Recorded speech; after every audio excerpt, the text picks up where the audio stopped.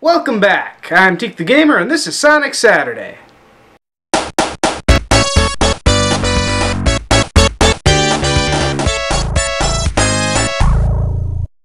So Sonic may best be known for his exploits on the Sega Genesis, but a few months after his big debut, an 8-bit version of his first adventure made its way to the Master System. The 8-bit version of the game roughly follows the same story as the Genesis version. Robotnik is causing trouble on South Island, and it's up to Sonic to stop him. Like the first game, Sonic begins in the Green Hill Zone. The checkered soil is instantly recognizable, but being on a less powerful system, the zone doesn't quite have the same vibrant background or variety of colors. Sonic's shoes, for instance, share the same tan as his face and belly, instead of being a bright red. Still, you make do with what you have.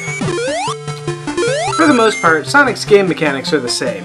Although some of the physics are different, he still runs, jumps, and spins as you'd expect him to. The biggest change comes from the way you drop rings. When you get hit, your rings are gone. Period. There's no one-ring run here.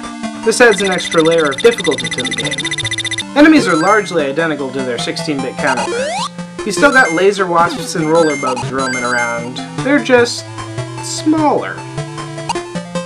Checkpoints are different as well, this time set up as computer monitors. Oddly, you have to hit them every time you respawn, or else you'll find yourself back at the start of the level. The zone itself is pretty straightforward, lacking the variety of paths that you'd normally see in a Sonic game. It does, however, manage to scrounge up a few new mechanics for itself. In the first level, there's kind of a neat ramp that launches you through the air. If you're going fast enough, you can break the game and bypass most of the first level.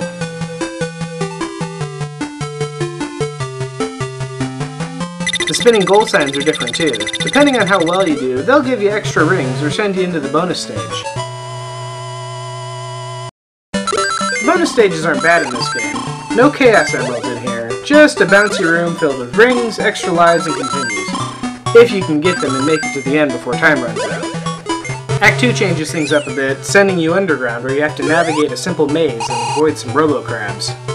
There's a little bit of water in this zone, but apparently Sonic's need for oxygen didn't make the move over to the 8-bit console. This act also has a Chaos Emerald tucked away in a little corner. No navigating frustrating bonus stages in this game. Now the emeralds are just laying around on the ground, waiting for someone to pick them up. Sonic finally catches up with Robotnik in the third act of the zone. After a short run, the villain rears his ugly head, taunting you from the safety of his hover car. Apparently in no hurry to get the fight started, he'll do a lap or two in the air before finally making his move. There are no gadgets or gimmicks here, he just straight up tries to murder Sonic via hit and run. It's actually more dangerous than it seems, due to the fact that there are no rings in the zone. Shields cross over from act to act, but for the most part you can't afford any slip-ups during the boss battles. Fortunately, Robotnik gives you plenty of time to hit him before attacking. As long as you can avoid his first rush, you should be able to bring him down before he can try a second time. And of course, once you send Robotnik running, there's a capsule full of captured animals to free. Well, that's it for the Green Hill Zone. You may be treading familiar ground right now, but next week things start to switch up.